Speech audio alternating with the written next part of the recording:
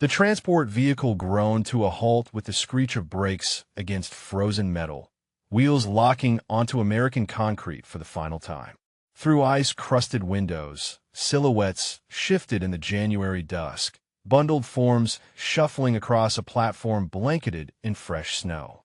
The women inside pressed their faces to the frosted glass, breath clouding the panes as they strained to glimpse what awaited them in this foreign territory.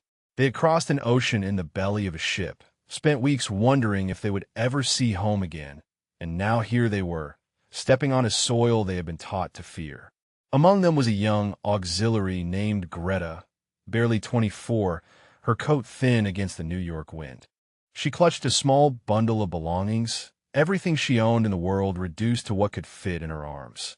Her fingers trembled, not just from the cold, but from the stories that had followed them across the Atlantic, stories of what Americans did to prisoners, stories that made grown women weep in the darkness of the ship's hold. The guards who met them wore heavy coats and carried rifles, but their voices held no venom when they called out instructions. A translator repeated the words in German, his tone almost apologetic. This was the first surprise. Where were the snarling dogs? Where were the jeers and curses they had been promised?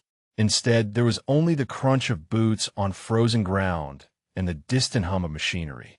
As they formed ragged lines on the platform, Greta caught sight of something that made her heart skip. Smoke rose from a chimney in the distance, white against the gray sky, and with it came a scent that seemed impossible, rich, warm, unmistakably the smell of cooking meat. Her stomach twisted with a hunger she had carried for months, but also with confusion. Why would the enemy waste fuel to keep prisoners warm? Why would they cook real food when scraps would suffice? The women were led through gates topped with barbed wire past buildings that looked sturdy and well-maintained. No bombed-out ruins here, no piles of rubble reaching toward the sky. Everything was intact, ordered, almost peaceful in its normalcy. For women who had left behind cities reduced to ash and bone, the sight was disorienting. This was supposed to be the land of their enemies, yet looked more prosperous than anywhere they had seen in years. Inside the processing building, warmth hit them like a physical force. The air carried the mingled scent of soap, coffee, and something else, something sweet and unfamiliar. A Red Cross volunteer, her hair tucked beneath a wool cap, approached with blankets draped over her arms. She smiled, a simple gesture that nearly undid one of the younger women who had to bite her lip to keep from sobbing. When had anyone last smiled at them? When had anyone offered comfort without demanding something in return? The blankets were clean, thick, warmer than anything they had felt in months. Greta wrapped hers around her shoulders and felt something crack inside her chest. Not break, but crack like ice beginning to thaw. She had expected chains, expected degradation, expected the kind of treatment their own propaganda had promised them. Instead, she found herself holding softness, breathing warm air, listening to voices that spoke without hatred. Tables were set with tin cups and plates, more place settings than she had seen since before the war began. Steam rose from large pots, and the women found themselves herded toward what could only be described as a feast, not the thin gruel of their final days in Germany, not the meager rations that had sustained them during the crossing, but actual food. Bread that looked white and soft, potatoes that glistened with butter, and meat, real meat, more than many of them had seen in a single meal for years. But it was what came next that truly shattered their expectations. As they stood holding their trays, uncertain whether this abundance was real or some cruel joke, an American soldier approached carrying a wooden crate. Inside, nestled in ice, were bottles of dark liquid, their glass surfaces beaded with condensation. The labels bore a script that some recognized, others had only heard whispered about in stories from the old world. Coca-Cola, the forbidden drink, the symbol of American excess that their leaders had railed against, now being offered to them as casually as water. Greta stared at the bottle placed in her trembling hands, its cold surface shocking against her palm. She had heard rumors of this drink, tales told by soldiers who had fought in other theaters, but she had never imagined she would taste it herself, especially not as a prisoner in enemy hands. The first sip was a revelation that went beyond flavor. The sweetness hit her tongue like a memory of childhood, of festivals and celebrations from a world that seemed impossibly distant. The fizz made her eyes water, the sensation so foreign after months of drinking only thin soup and bitter coffee substitutes. Around her, other women gasped and coughed, some laughing despite themselves at the strange pleasure of carbonation, while one woman, older and more suspicious than the rest, held her bottle at arm's length as if it might explode. She muttered that it had to be drugged, that the Americans were trying to poison them or make them compliant. But even she, after watching the guards drink from identical bottles, eventually raised it to her lips. Her eyes widened at the first taste, and she quickly looked away as if ashamed of her own surprise. The absurdity was overwhelming. Here they were, prisoners of war in a foreign land, being offered luxuries their own people could no longer afford. The contrast was so sharp it felt like a physical blow. While their families scraped frost from windows to have something to drink, while their children begged for crusts of bread in bombed-out streets, they sat in a warm building drinking Coca-Cola and eating white bread spread thick with butter. Guilt warred with gratitude in every swallow. How could they enjoy this when their loved ones suffered? How could they accept kindness from those they had been taught to hate? Yet their bodies betrayed their minds, savoring every drop, every morsel, storing up the memory of sweetness and abundance like treasure against the lean times they expected would surely come. The American guards watched with expressions that ranged from amusement to something approaching sympathy. One young soldier, barely older than Greta herself, caught her eye and raised his own bottle in what might have been a toast. The gesture was so unexpected, so human that she nearly dropped her bottle in shock. Enemies were not supposed to toast each other. Captives were not supposed to share drinks with their prisoners. But perhaps the most unsettling realization was yet to come. As the evening wore on and the women were shown to their barracks, clean buildings with real beds and mattresses stuffed with straw, Greta began to understand that this was not temporary kindness designed to soften them for future cruelty.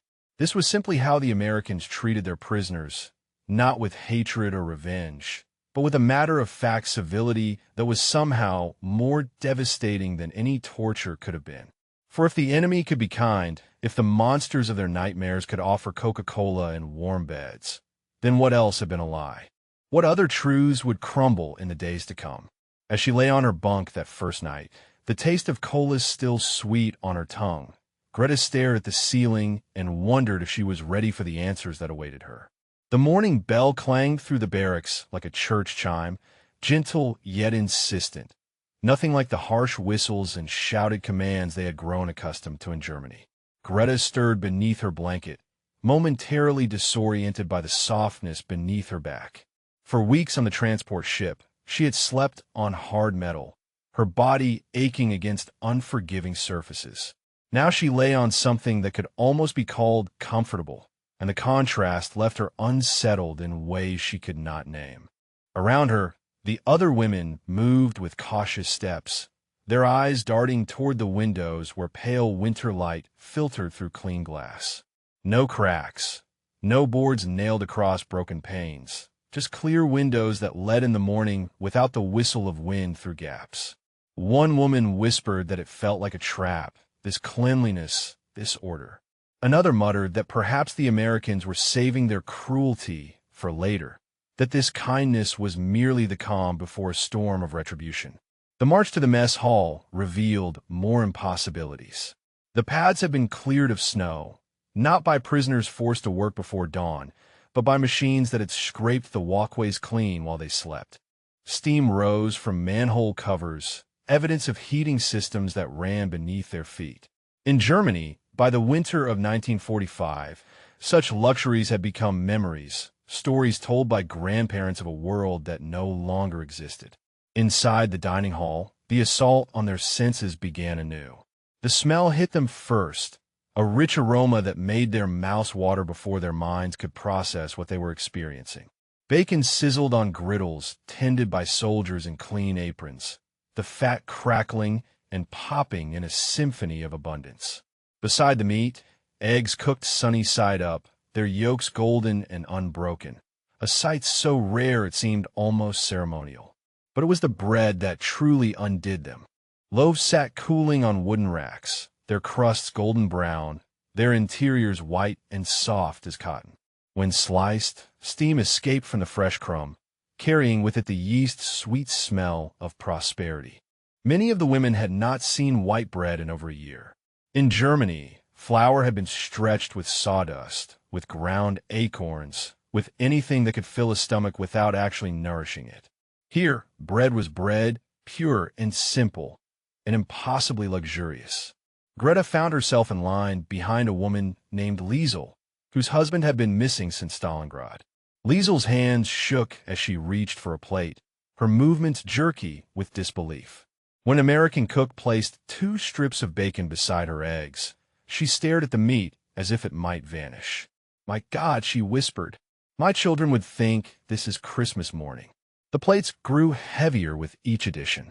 Hash browns, crispy and golden, thick slices of ham, even fruit, canned peaches that glowed like amber in the morning light. By the time they reached the end of the serving line, their trays could barely hold the bounty. Some women wept openly at the sight, overwhelmed by the generosity of enemies who had every reason to hate them. Then came the drinks. Not just coffee, though that alone would have been precious, but choices that seemed to mock the very concept of rationing. Milk, white and rich, poured from glass pitchers. Orange juice, brighter than sunshine, something most of them had never tasted even in peacetime. And again, those dark bottles with their distinctive curves, more Coca-Cola than they had ever imagined existed in one place. Greta chose the milk, remembering how her mother had watered it down in the final months before her capture, how they had saved every drop for her youngest brother, who grew thinner each week despite their efforts. Now she held a full glass, the liquid so white it seemed to glow, and she could hardly bring herself to drink it. The waste seemed criminal. The abundance felt obscene. At the tables, conversation came in hushed tones, as if speaking too loudly might break the spell and return them to the world of hunger they had known.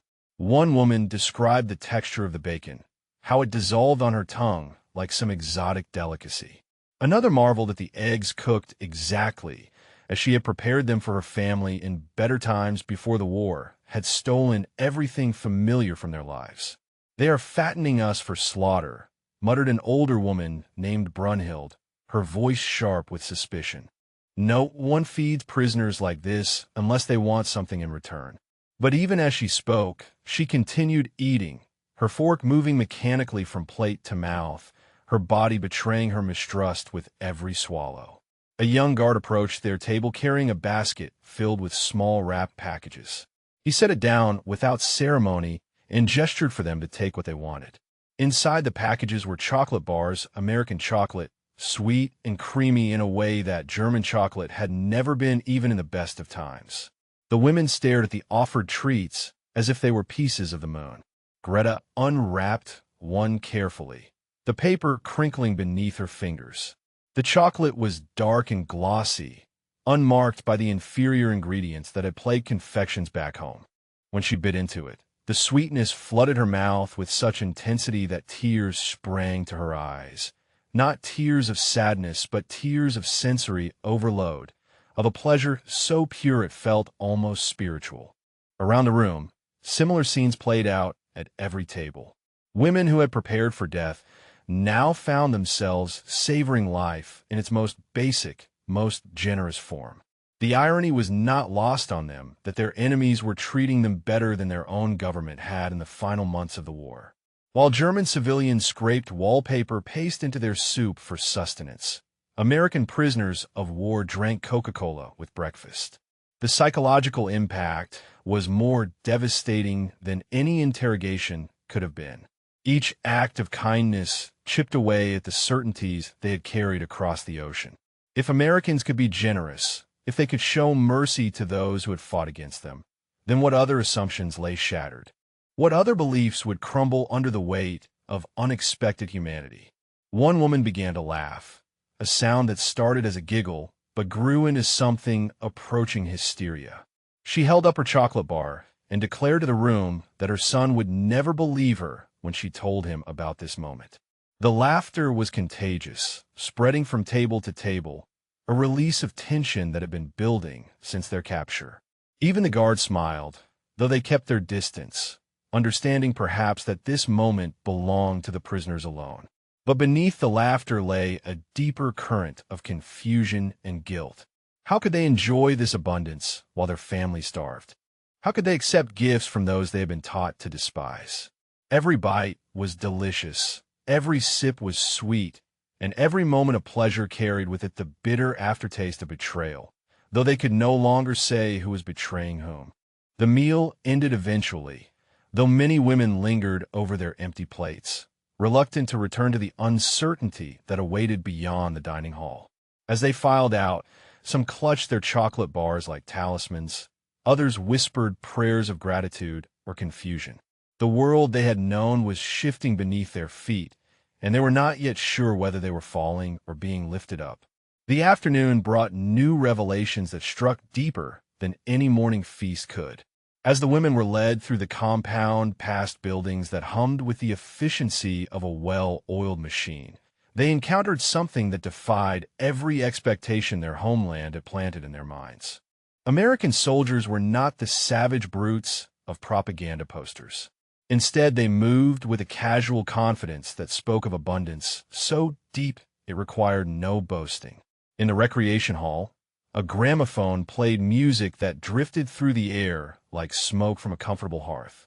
Jazz melodies, complex and playful, filled spaces where the women had expected only silence or the harsh bark of commands. Some of the prisoners froze at the threshold, uncertain whether they were permitted to enter. Others stepped inside cautiously, drawn by the warmth and the sound of laughter that seemed to bubble up from the very floorboards. Tables held magazines with glossy covers, their pages filled with advertisements for products that seemed too fantastical to be real. Washing machines that cleaned clothes without human hands. Refrigerators tall as wardrobes filled with more food than entire families could consume. Automobiles so sleek and polished they looked like something from a fever dream of prosperity. Greta found herself staring at a photograph of an American kitchen, its counters laden with appliances she could not even name, its pantry shelves stocked with enough provisions to feed her village for a month. The disconnect was so profound it felt physical, like a blow to the chest. While German housewives boiled leather belts to make soup, American women apparently owned machines that mix cake batter at the touch of a button. While German children collected metal scraps to support the war effort, American children seemed to have toys made of materials so precious they had been rationed out of existence in the fatherland. A guard noticed her fascination with the magazine and approached, not with suspicion, but with something approaching pride. He pointed to the kitchen in the photograph and said something in English, his tone suggesting he was explaining rather than taunting. When she looked at him blankly, he mimed turning a handle, then pointed to his wrist as if indicating time. Whatever he was trying to communicate, it seemed to involve speed, efficiency, the kind of casual mastery over domestic tasks that German women had forgotten was possible. The library proved even more unsettling. Shelves stretched from floor to ceiling, filled with books in pristine condition, not the burned remnants of forbidden texts, not the propaganda volumes that had replaced genuine literature, but novels, histories, scientific treatises, poetry collections that spoke of a culture confident enough to preserve beauty for its own sake. Some volumes were in German, their spines bearing the names of authors who had been banned from their homeland for reasons the women had never fully understood. Brunhild pulled a book from the shelf with trembling fingers, its leather binding supple and unmarked by the kind of damage that came from hiding forbidden knowledge in cellar walls. She opened it to reveal pages that crinkled with newness, text printed in clear dark ink on paper, so white it seemed to glow. "They have Goethe," she whispered to Greta, her voice thick with something between wonder and accusation. "They have our poets, our philosophers, the very books our own leaders told us to burn." The revelation cut deeper than any physical wound. If Americans treasured German literature while Germans destroyed it, who then was the real enemy of culture? Who was preserving civilization and who was tearing it down? The questions multiplied with every page turned, every title discovered, every moment spent in this strange sanctuary where knowledge was hoarded not as weapon, but as treasure. Years later, when Greta returned to a Germany rebuilt from rubble, she would find herself in American supermarkets staring at shelves lined with Coca-Cola bottles. The fizz still startled her tongue, still carried her back to that New York winter when enemies became human, when abundance shattered the myth she had carried across an ocean. She would tell her grandchildren about the taste of chocolate in captivity, about guards who offered kindness instead of chains, about the moment she realized that humanity could survive even in the heart of war. The sweetness lingered not just in memory, but in understanding that sometimes the most powerful weapon is not hatred, but the simple act of recognizing that even enemies deserve dignity.